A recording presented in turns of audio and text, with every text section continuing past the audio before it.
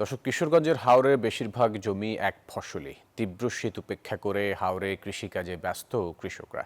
এ বিষয়ে বিস্তারিত জানাতে কিশোরগঞ্জের হাওর থেকে সরাসরি যুক্ত হচ্ছেন সহকর্মী টিটু দাস। টিটু, হাওরে কোন ধরনের সবজি চাষ করছেন কৃষকরা আর কি পরিস্থিতি দেখছেন সেখানে? ধন্যবাদ ফয়সাল। আমি এখন আছি কিশোরগঞ্জের হাওর এলাকায়। এই হাওর এলাকায় আসলে একেবারেই এক ফসলি জমি চাষ করে এই হাওরের মানুষেরা। এই হাওরে আপনার যে বোরো ফসলের যে আবাদ এটা শুরু হয়েছে এই কিছুদিন হলো। যেহেতু পানি হাওরে বর্ষা ৪ মাস এখানে পানি থাকে। এই পানি সরে যাওয়ার পর থেকে এই বোরো আবাদ শুরু হয়েছে। এই বোরো আবাদ আরো আরো ১ মাসের মতো চলবে। তারপরে আসলে সোনালী ফসল বৈশাখ মাসে তারা গড়ে তুলবে। এই স্বপ্ন নিয়েই তারা এই শীত উপেক্ষা করে, প্রচন্ড শীত উপেক্ষা করেও তারা বোরো চাষ করছে। আমরা যদি দেখাই একটু, এখানে আসলে মহিষ দিয়েও কেউ হাল চাষ করছে, কেউ রোপণে এই যে দলবদ্ধভাবে এখানে বোরো রোপণে ব্যস্ত সময় পার করছেন এই কৃষকরা।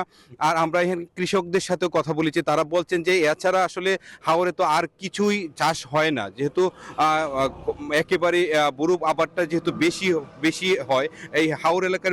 আপনি একটু তথ্য দিয়ে রাখি, এই হাওরে কিশোরগঞ্জ জেলার ১৩টি উপজেলায় ১,৬৮,০০০ হেক্টর জমিতে বোরো আবাদ হয়। আর এর মধ্যে হাওরে হচ্ছে ১,০৪,০০০ হেক্টর জমি, বোরো জমি এখানে চাষাবাদ হয়। এই চাষাবাদ করেই আসলে হাওরের মানুষদের স্বপ্ন এই এই ফসলের, এই সোনালী ফসলকে ঘিরে। এই সোনালী ফসল তারা গড়ে তুলবে, এটাই তাদের সবচেয়ে বড় প্রত্যাশা।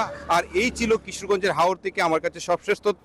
আমরা ফিরছি স্টুডিওতে ফয়সালের কাছে। টিটু, আপনাকে ধন্যবাদ।